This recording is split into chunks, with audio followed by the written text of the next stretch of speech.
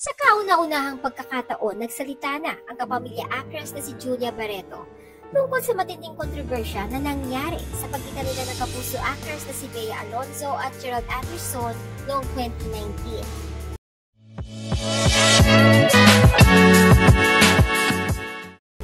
Sa interview kay Tony Gonzaga sa Tony Talk sa YouTube nitong Biyernes, April 26, ibinahagi ni Julia kung paano niya nalampasan ang naturang kontrobersya. Aminado siyang 2019 ang pinakamaingay at pinaka-challenging na taon sa kanyang buhay. Matapos siyang madawit sa masalimuot na hiwalayan ni Bea at Gerald. Subalit isa lang ang gusto niyang linawin. Hindi sila magkarelasyon ni Gerald nang pumutok ang issue tungkol sa hiwalayan nito at ni Bea. Dahil dito, labis umano siyang nasaktan nang akusahan siya ng marami bilang ahas, mga agaw at third party sa hiwalayan ni Bea at Gerald. Matapang din na ipinaliwanag ni Julia na kaya siya sumagot laban sa cryptic post noon ni Bea ay upang ipagtanggol ang kanyang pamilya at mga malalapit na kaibigan na nasaktan dahil sa kanyang pananahimik. Matatanda ang binuwaltahan niya si Bea sa mga post nito laban sa kanya na lumalabas siyang masama habang biktima naman si Bea. Sinabi ni Julia, hindi ko rin alam. I don't know if I did that for myself or for the people around me. Like the people who were really hurting for me. Kasi diba kapag ikaw naman nasasaktan, parang kaya naman. Pero yung mga tao sa paligid mo ay nagtanong, please, why are you allowing this? Pero hindi ko alam, like my family, my closest friends, sila yung umiiyak. At ako yung nagsasabi, bakit kayo umiiyak? Okay lang, ano ba? So maybe that was for them. Aminado si Julia na hindi niya alam kung paano niya nalampasan ang yugtong iyon sa kanyang buhay. Lalo na 22 years old lamang siya noon. Ngunit pinili niyang lumaban at magpatuloy sapagkat alam niyang hindi ito ang katapusan ng kanyang mundo. Sinabi ni Julia, you have two choices. Magmumukmok ba ako or magpapatuloy ako?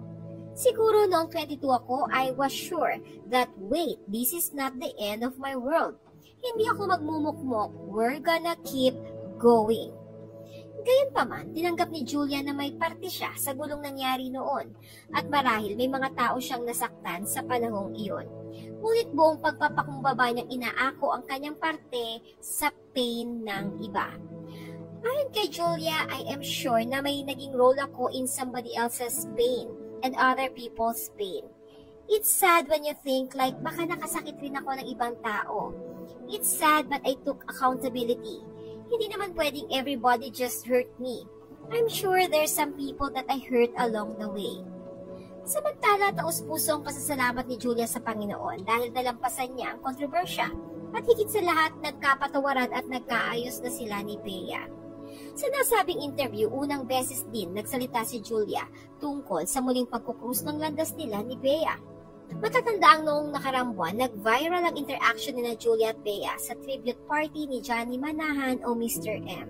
Sa isang viral video, makikita ang pagbeso-beso at pagtatawanan ni Julia at Bea sa party na siyang unang beses na nag-usap sila sa isang public event mula noong 2019. Para kay Julia, totoong the world is healing dahil sa pagbubati nila ni Bea.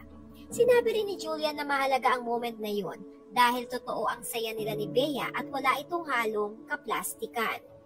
Aminado naman si Julia na nakatulong ang ilang taon na hindi sila nag-uusap ni Bea upang maghilom ang sugat na dulot ng kontrobersya noong 2019. Sinabi ni Julia, the world is healing for me. It's a moment that, of course, binavalue ko.